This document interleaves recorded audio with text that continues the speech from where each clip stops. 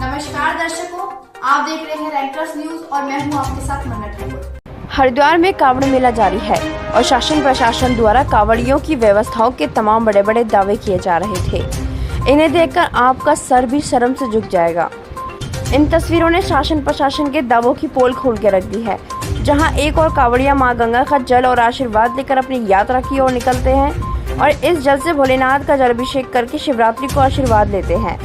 तो वहीं दूसरी ओर जो तस्वीरें सामने आई हैं वह कहीं न कहीं मानसिकता पर सवाल खड़े कर रही है। तस्वीरें सीसीआर टावर के पास वीआईपी घाट के बीच पड़ने वाले डैम की है, जहां पर गंगा में थोड़ा कम जल होने के कारण साथ ही कावड़ियों और कुछ लोग सोच करते नजर आ रहे हैं। गंगा किनारे खुलेआम सोच किया जा रहा है, जिस पर प्रशासन भी आंखें मूंद कर बैठा हुआ है और यह साथ साथ जाहिर कर रहा है कि किस तरह से हरिद्वार में शौचालय की कमी होने के कारण लोग खुले में शौच कर रहे हैं। यह सबसे बड़ा सवाल तो प्रशासन की व्यवस्थाओं की कमी के साथ साथ लोगों की मानसिकता पर भी खड़ा करता है कि जिस जल को वह हरिद्वार लेने आ रहे हैं उसी जल को खुलेआम दूषित कर रही है और साथ ही साथ एनजीटी के नियमों का उल्लंघन भी सरेआम हरिद्वार में हो रहा है। उनको सख्त सजा दी जाए, साथ ही कार्यवाही भी की जाए। साथ ही सबसे बड़ा सवाल तो ये खड़ा हो रहा है कि तस्वीरें ठीक हर की पौड़ी के सामने दूसरी तरफ की है और हरिद्वार में गंगा के नाम पर बड़े बड़े कार्यक्रम आयोजित करने वाले गंगा सभा भी आखिर कहाँ है?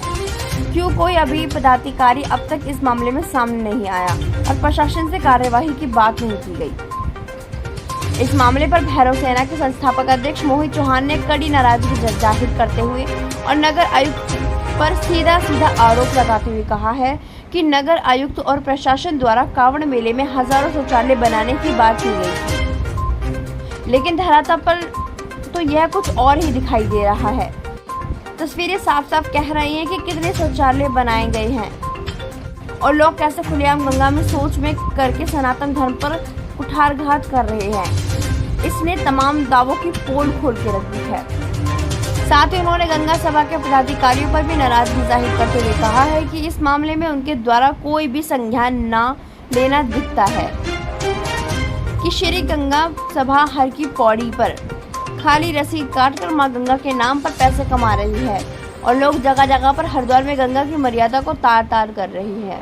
उन्होंने कहा कि हम कल भैरव सेना की ओर से नगर आयुक्त को इस मामले में ज्ञापन भी देंगे।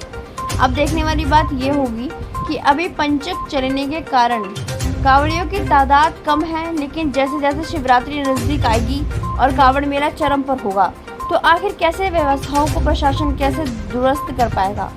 क्योंकि अगर इसी तरह से लोग खुलेआम शौच करेंगे, बीमारी फैलने का खतरा बढ़ता चला जाएगा और गंगा का जल भी दूषित होता चला जाएगा।